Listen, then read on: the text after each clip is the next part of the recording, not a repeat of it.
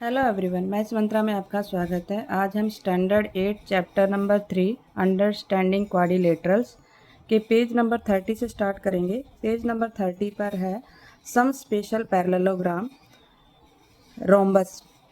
First है हमारे पास rhombus. Rhombus में क्या होता है कि ऑल साइड्स आर इक्वल होती है। ए बी किसके इक्वल होगी? सी डी के। ए डी इक्वल होगी बी सी के। All sides are equal. इसमें भी प्रॉपर्टी किसकी यूज़ की जाती है? A rhombus has all the properties of a parallelogram. Parallelogram में जो भी प्रॉपर्टी थी वो रोम्बस में भी यूज़ की जाती है।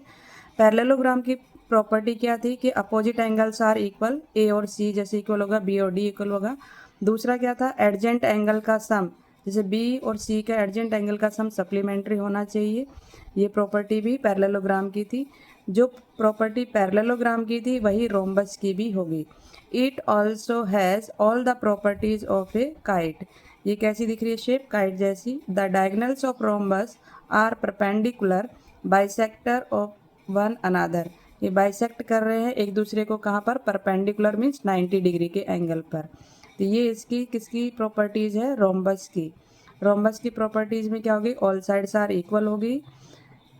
ये डायगनल्स क्या करेंगे? बाइसेक्ट करेंगे एक दूसरे को और 90 डिग्री का एंगल्स बनेगा। अपोजिट एंगल्स आर इक्वल होंगे और एडजेंट एंगल आर सप्लीमेंट्री होंगे। ठीक है, ये याद रखना है। नेक्स्ट है रेक्टेंगल। रेक्टेंगल की भी आपको प्रॉपर्टी याद रखनी है। A rectangle is a parallelogram. Rectangle भी एक पैरेललोग्राम है। Parallelogram in which, parallelogram means opposite sides are parallel. जैसे ये इसके पैरेलल है, ये इसके पैरेलल है। In which all angles are right angle. इसमें सारे एंगल कैसे होते हैं? राइट एंगल होते हैं। जितने भी कॉर्नर है, 4 कॉर्नर्स है, 4 पर 90 डिग्री का एंगल बनेगा। Right angle means 90 degree. Right angle means 90 degree. It has all properties of a parallelogram. जो पैरेललोग्राम की प्रॉपर्टी थी वही इसमें भी फॉलो होगी। कि क्या फॉलो होगी इसमें? कि जो अपोजिट एंगल्स आर इक्वल होंगे और एडजेंट एंगल आर सप्लीमेंट्री होंगे।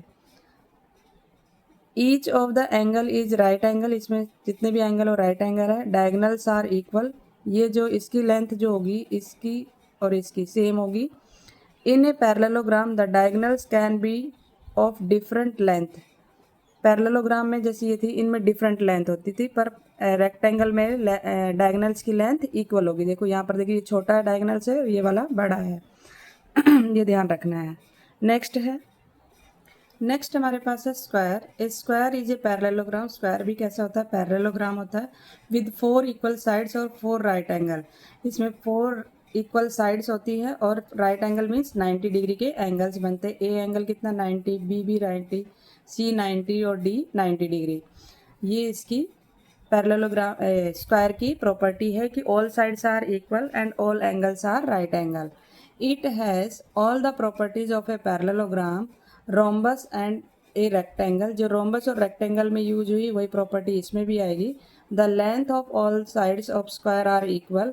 The diagonals of a square are perpendicular bisector of each other. ये एक दूसरे को परपेंडिकुलर बाइसेक्ट करते हैं, 90 डिग्री का एंगल बनाते हैं ये। ठीक है, ये याद रखना है।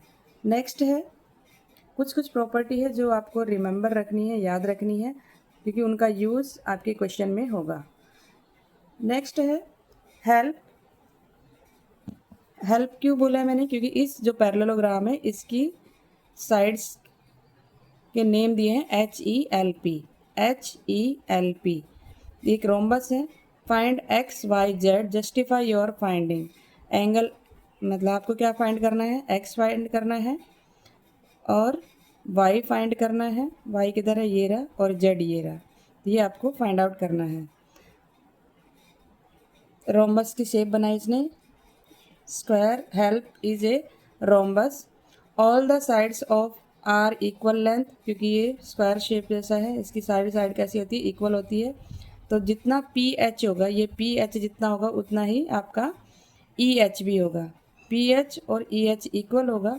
हमने क्यों इक्वल किया है? क्योंकि जेड की वैल्यू हम यहाँ से फाइंड आउट कर सकते हैं। हम चाहते थे इसके अपोजिट वाली भी कर सकते थे, पर हमारे इससे कोई आंसर नहीं मिलेगा, इसलिए हमने क्या किया? पी एच को ई एच के इक्वल किया। ये हमें देखकर समझ आना चाहिए कि हम किससे किसकी वैल्यू फाइंड आउट कर सकते हैं। अगर हमें एक वैल्यू गिवन है, दूसरे की हम वैल्यू इजीली फाइंड आउट कर सकते हैं। तो z इक्वल टू हो जाएगा हमारे पास 25। Diagonals of rhombus are perpendicular bisect one another, एक दूसरे को क्या पर काटते हैं 90 डिग्री पर।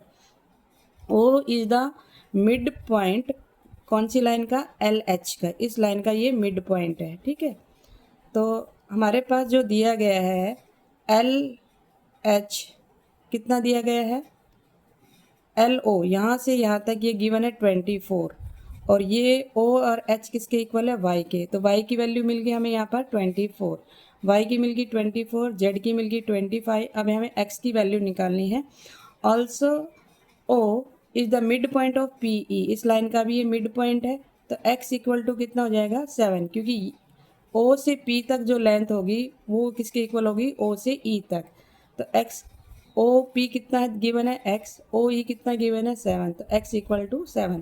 तो एक्स की वैल्यू मिल गई, वाई की मिल गई, जेड की मिल गई, यही हमें फाइंड आउट करनी थी। नेक्स्ट है if a quadrilateral is equi angular, equiangular means जिसके एंगल्स इक्वल हो, what could be the measure of its each angle. आपको क्या करना है, इसमें मेजर करके बताना है कि कितने डिग्री का एंगल होगा। इक्विलर है वो तो समझ में आ गया कि सारे एंगल्स इक्वल है। तो हमें मालूम है कि ये जो एक स्क्वायर है इसकी ऑल साइड्स आर इक्वल होती है और ऑल एंगल्स भी इक्वल होते हैं। इसके अंदर जितने भी एंगल्स बनेंगे वो कितने, उनका सम होना चाहिए 360 डिग्री।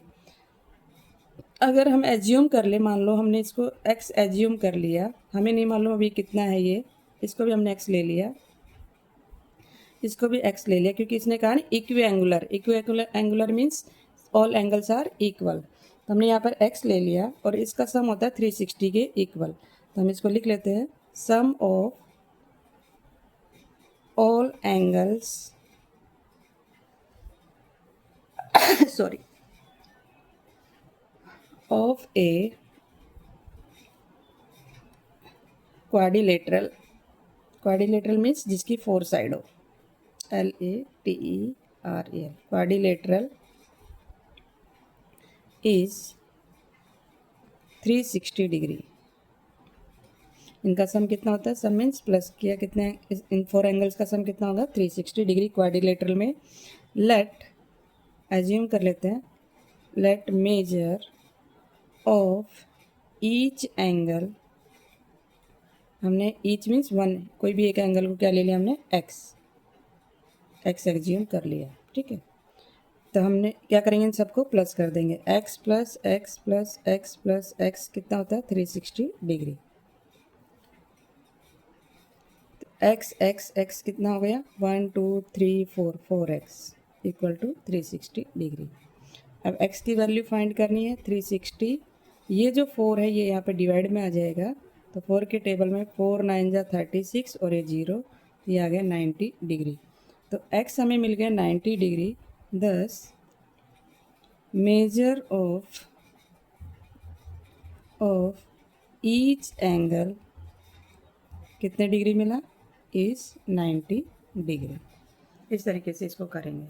नेक्स्ट क्वेश्चन देख लेते हैं। नेक्स्ट है the diagonals of a rectangle RISK intersect at O if O are 8x-4 and OK 5x+2 then find x। Value find out करनी है। एक रेक्टेंगल शेप है, ये एक रेक्टेंगल शेप बना लेते हैं,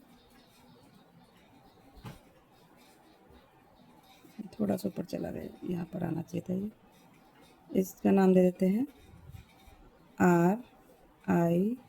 RISK। ठीक है, इसके डायगनल्स, ये डायगनल्स है, डायगनल्स कैसे होते हैं रेक्टेंगल के, इक्वल होते हैं। ये O पर कट कर रहा है, O से R ये दिया है 8x-4, O से K ये दिया है 5x+2। ठीक है, अब हमें फाइंड करना है x की वैल्यू। अब देखेंगे इसमें कैसे करेंगे, लिखेंगे पहले हम diagonals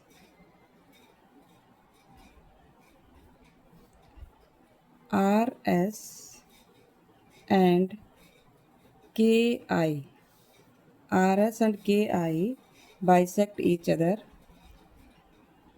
bisect each other at O पर ही कट कर रहे हैं।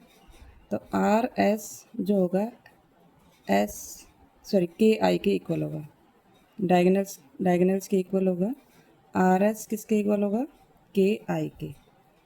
तो इसका हाफ कर दें, 1/2 आर एस, यहाँ पर भी हाफ कर दें के आई। तो ये आर एस का हाफ कितना होगा? इस पूरी लाइन का हाफ कितना हो जाएगा? आर ओ हो जाएगा। और के आई का हाफ कितना हो जाएगा? के ओ हो जाएगा। अब हमें मालूम है कि आर ओ या ओ आर कितना है? 8x - 4। ओ के या के ओ क्या है? ये 5x + 2 रख सकते हैं वैल्यू। यहाँ से हम 8x वेरिएबल को वेरिएबल के साथ लिखेंगे। ये 5x इधर मूव करेगा, माइनस में आ जाएगा। 2 एज इट इज़। ये माइनस का 4 इधर मूव करेगा तो प्लस का 4। राइट हैंड साइड और लेफ्ट हैंड साइड में जब भी कोई मूव करेगा तो वो साइन चेंज हो जाएगा। 8 में से 5 माइनस किया 3x, और ये आ गया 2 + 4 6। तो x की वैल्यू मिल गई 6/3। तो 3 के टेबल में 6 2, तो x की वैल्यू मिल गई 2। इस तरीके से हम करेंगे, क्योंकि हमें मालूम था कि आर एस का हाफ कितना होगा? ओ आर की वैल्यू हमें मालूम थी। के आई का हाफ कितना होगा? ओ के, इसकी भी वैल्यू मालूम थी, और उसको इसके इक्वल करके हमने इसको सॉल्व कर लिया। नेक्स्ट क्वेश्चन है डिफाइन। रेक्टेंगल की डेफिनेशन देनी है। छोटी सी डेफिनेशन लेते हैं। ए rectangle is a parallelogram with equal sides तो है इक्वल एंगल्स। ठीक है, बस। तो ये हमने आज क्वेश्चन नंबर 3 तक कंप्लीट कर लिया। नेक्स्ट क्वेश्चन नेक्स्ट वीडियो में देखेंगे। अगर आपको वीडियो अच्छी लगी हो तो लाइक शेयर एंड सब्सक्राइब करना ना भूलें। Thank you.